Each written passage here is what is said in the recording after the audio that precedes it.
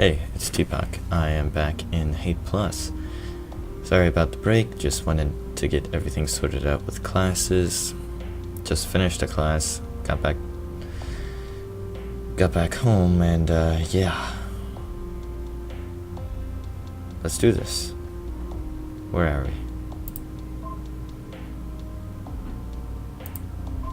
That's not what I want. That is what I want. Show on red. The hairpin. Wait, wasn't Hyo a noble name back then? My performance last night must have been my worst yet. I got no less than a dozen lines wrong, including the no unplucked flower one, meaning that the entire meaning of my speech at the climax was reversed. To say nothing of the entire cue that I missed while I was worrying about missing a cue. To say that it was disastrous would be a dramatic understatement.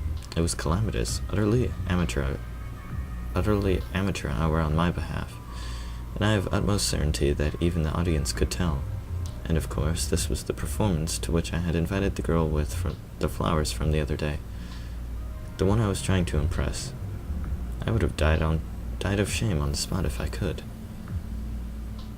Utterly calamitous, I completely undermined the whole meaning, I argued with the others, pouring myself another glass of well-needed wine.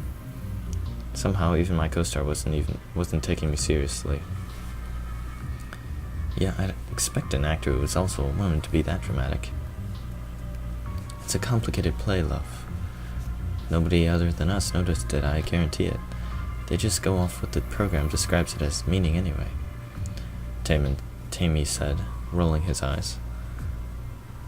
Please stop self-efficacing for attention. I did no such thing, I protested. I looked at the other girls in the group, but they just shrugged. Before I could say any more, the door slid open, one of the stagehands appearing. Sorry, Miss Hyo Ae-jong? There's a common girl who's really insistent on seeing you. She says she knows you. What should I say? He asked. Oh no, Jinna? I winced. I couldn't face her, not after that disaster. Tell her I'm not here. Tell her that I've died. Tell her that I've died of shame and therefore I'm not here. I'll say that you're busy, he said uncomfortably. Wait, who's this Jinna that you're so afraid of? The great and haughty Ae-jong, scared of a commoner? Tammy mocked. Send her in, this must be seen. Oh, okay, sir, the stagehand said and closed the doors, despite my obvious distress. Oh no, that's so mean. Yikes. Please, at least treat her nicely, I implored Tammy. Oh, don't worry, I'm not going to be mean to her. I'm going to be mean to you, he declared. I was about to respond by asking how I might be able to tell the difference, but at that moment the door slid open. Sorry, I didn't mean to interrupt, she exclaimed, bowing unnecessarily. I just wanted to thank Miss Hyo Ae-jong for inviting me here. Sorry for the trouble, I'll be going now. Come in. Any friend of Ae-jong is a friend of ours, I insist, he said. Oh, I'm not really, she said quietly, glancing at me, seeming worried. I gave her a sympathetic look. Okay, thanks. I made room for her at the table and she knelt down next to me. I smiled at her and tried to reassure myself that I hadn't lost the upper hand. Perhaps she didn't know just to what extent I had utterly destroyed myself on stage. Perhaps. That's a nice dress, he told her. It really wasn't. She tried her best to look, well, I don't know what her expectation was of what one wears to the theater is, but I'm sure she tried her best. It was cute, it was endearing that she tried, but it was very, very certainly not a nice dress. He was making fun of her after all. I winced. It wasn't fair, she hardly could know better. Thank you, she stammered. I wanted to die right there, on the spot, or swoop in and rescue her with a clever repartee. Oh no, poor Jinna. But before I had the chance to think of anything to say, she just looked at him with a look of amazement and said, there's just one thing I'm confused by, though. I looked away. I was simply unable to watch this unfold. I'd invited her here, and he was simply going to devour her whole. I did not understand just how truly calamitous this was. And what is that? He asked with a smirk. Well, it's something Miss Hyo Aejong was telling me. She said it's impossible to embody, playful elegance if you use mock flowers, right? She asked. I looked straight down. She was just too naive for this. She was going to be destroyed. Of course, he said. Okay, that makes sense, she said enthusiastically. Then she said the unexpected. So, then don't you also lose the playful elegance if you use mock compliments? That was good. I suddenly looked up out of shock. There was silence. She just tilted her head, looking cutely, as if she really did expect an answer. After a moment, I passed for it to sink in. The girls giggled. I thought she hadn't understood, but no. She knew exactly when she'd been the butt of the joke, and she had absolutely called him on it, the most adorable, the most natural-seeming way. Oh, clever girl. Ah, she is. I may nearly have swooned on the spot. I thought I'd impress her when I invited her here, but instead I was the one who was impressed. You're right, he said, shrugging it off. That was unbecoming of me, and I apologize. I was very truly impressed. The tone of the conversation was respectful after that. She really was naive, it turned out, but only after a drink or two she freely confessed to it in a way that was just the most endearing thing in the world. We explained the play to her, and I even admitted to her just how disastrously my performance had gone. And her response was simply to smile innocently at me and say with the utmost sincerity, "It's okay, I'm sure you'll get it perfect next time." It was the sweetest thing. Eventually all the other actors took their leave, simply leaving us alone together backstage, entirely too drunk and entirely too close together. And I was just smitten with her at this point. Smitten? Oh, no, ugh. I have immensely enjoyed your company tonight, I told her. Without a doubt, you are, far more than I, the absolute embodiment of playful elegance. Oh, please, don't be silly, she said. I clasped her hand with mine. I mean it, truly, I declared. I'd like to think I had some sort of segue into what I said next, something that made it seem natural, and not just an act of forwardness that would be excessive even for me. But I cannot remember saying anything of the sort, unfortunately. All I remember was staring deep into her eyes and declaring, "If it please you, I'd rather like to kiss you right now." Does she think she's a man? She blushed profusely, and I immediately regretted saying that, realizing I had moved remarkably too fast, and was acting remarkably too drunk. Okay, sure, she stammered, sounding reluctant. My apologies, I shouldn't have said that. I don't know what I was thinking. Please forgive me, I said to her. It's kind of nice, though. No, you're right. You shouldn't have said that. No, She looked down. I'd really like it if you did. Please. That'd be nice. I raised her chin with my finger so I could look her in the eyes. Really? I asked her with uncertainty. Really? She stammered, trembling slightly. What? She's a woman. What are you even saying here? As I stared her in the eyes, I mean, if you want, it's okay if you don't. I just like it if you did, really. Very well, I said. Then I leaned forward, clasping her hands and gently kissed her quivering lips. They felt so delicate against mine I could nearly taste her surprise. Then I kissed her once more, unable to help myself. You smell nice, little flower, I said softly to her. Embarrassing. But never mind. Thanks, she said. When I pulled away, she was still blushing bright red, still quivering, but she grinned at me. Then a worried look overcame her face, and she looked around the room. Oh no, is it midnight already?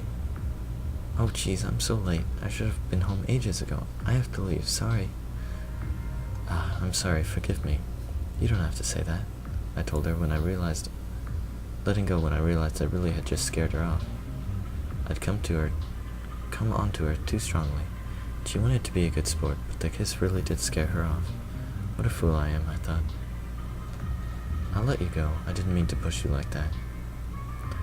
No, I like that. I'm flattered that you'd even look at me like that. I mean it, she said, rising to her feet. I shook my head. You don't need to say that. Don't worry about offending me. I understand. You don't need to worry about seeing me again, so don't spare my feelings.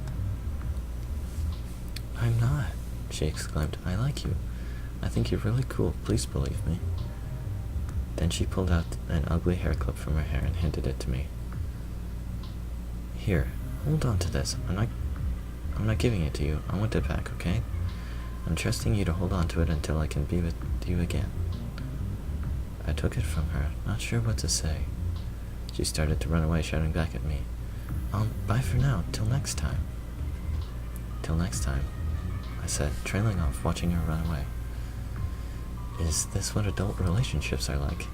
No, of course not. Once she left, did I realize that my heart was actually racing. Jenna may be cute and timid, and as fun to play with as I had expected, but, well, I certainly had not expected her to grab hold of my heart like that. Thought I'd be the one to sweep her off her feet, impress her, be the charming one. But all I could think of that I surely just given my worst performance yet, and somehow the audience was receptive all the same, and despite the stammering and the excitement and the blushing, I had no doubt that she was far more graceful than I had ever been. Right after she left, I clipped her pin in my own hair. The hairpin. Okay. Grandmother knows best. Room status relatively free of debris. No laundry on the floor. Futon still unrolled. Not really a point in doing it this late in the day. No dishes in the room. That's just about good enough. Just about good enough for me. The day was pretty exhausting at work. We're still doing cleanup from the fire on Monday, and I'm low enough on the ladder to get stuck in a room full of ash all day.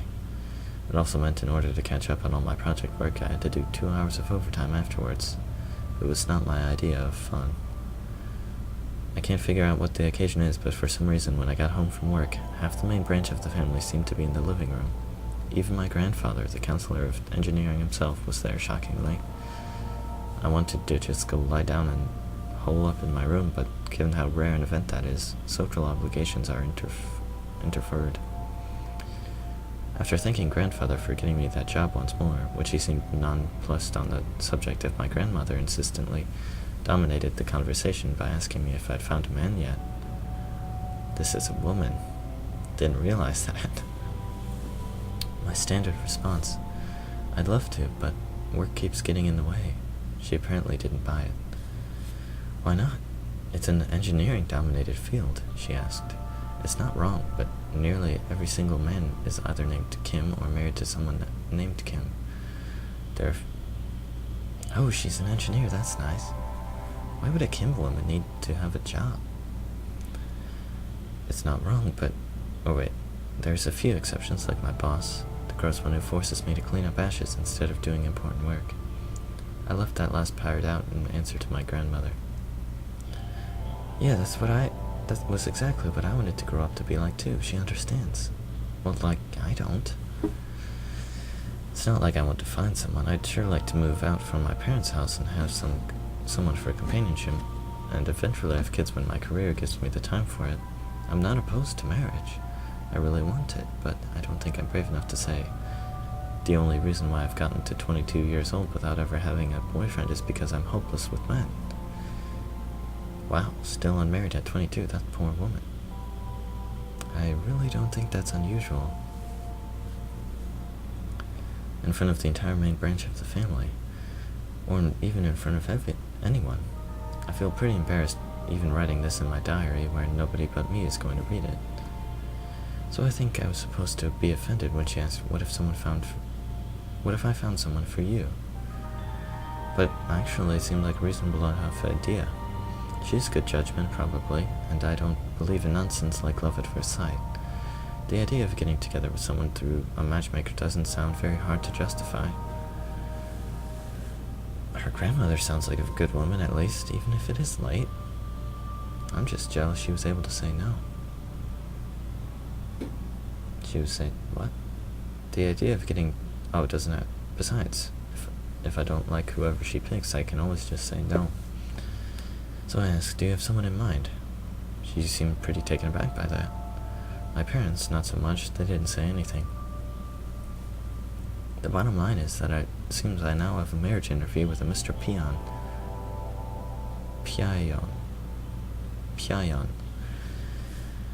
At some point next month. Apparently he's very sweet, dresses handsomely, and works as a cook for a living. Those all sound like good things to me, although I worry about what sort of man would resort to matchmaking. Well, I'm not one to talk. I think it's going to be fairly weird, but I'm looking forward to it. Oh, it's her again, for the next two. So she got married. Apartment status, just moved in, perfectly clear, closet full of brand new cushions and linens, cupboard full of spotless dishes. Bed is made, husband's insistence. Husband. What a curious word. I don't think I'll ever get used to the idea. I mean, it's only been a day, but fiancé sounded just as curious to me too. And I don't feel like things are really any different. As stated, the wedding day was today. Grandmother insisted on having a big formal affair of it.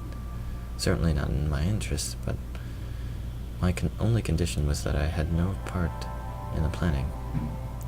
It seemed to make both her and Neem unhappy. I begrudgingly dealt with the stuffy traditional clothing for her sake. After all, without her matchmaking, I would have never been married to begin with. But she's a woman, a newly married one even. It was evidently in my best interest, though. After the ceremony concluded, I had another chance to converse with my grandmother, and after an entirely accidental slip of the tongue about my disgusting boss, drinking was a factor, I must confess. I am unused to how free it seems to make my tongue. I found myself with the promise of a promotion to be sent to technical specialist. Even for a wedding present, that was a tremendous gesture. I'm intensely looking forward to going back to work now. Finally, freedom from the embarrassment of cleaning ashes and the ability to perform research. I will, of course, not be giving my own assistance from the start, but it's still a huge step. What else happened? Conversations with parents about moving out was emotional on their part, but largely unremarkable. They will cope. That's nice, but I don't get what silence requirements means. Like not everyone is silent during marital affairs, Yune? I still feel like this new home is too large for me, but it would be a lie to suggest that I don't love it. Having space for just the two of us, particularly free of awkward silence requirements in the bedroom. I don't understand either. Is as great as I'd hoped. Past that busy day, but little else worth noting. Naked husband is seemingly reading over my shoulder right now. I don't know what that means. Still doing it. Oh, never mind, I get it now. Hasn't stopped yet. Yes, knock it off. Husband is now mocking the very concept of post-coital diary writing. Seemingly, he does not want me to fall asleep without showing any manner of affection to him. Possibly even interested in sleeping on futon in another room. Now expressing an unacceptably sincere level of apology. Still insufficient. You will have to do better, that husband, if you want. Oh, they sound like a cute couple. I'm happy for them.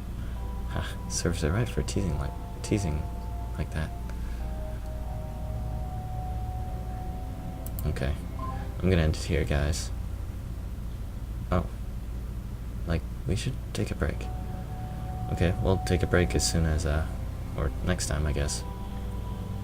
So yeah, thanks for watching, and I'll see you guys tomorrow. I'm gonna have to go back to one video a day. Sorry about that, but yeah, classes have started, so gonna have to focus on those. But anyways, thanks for watching. I'll see you tomorrow.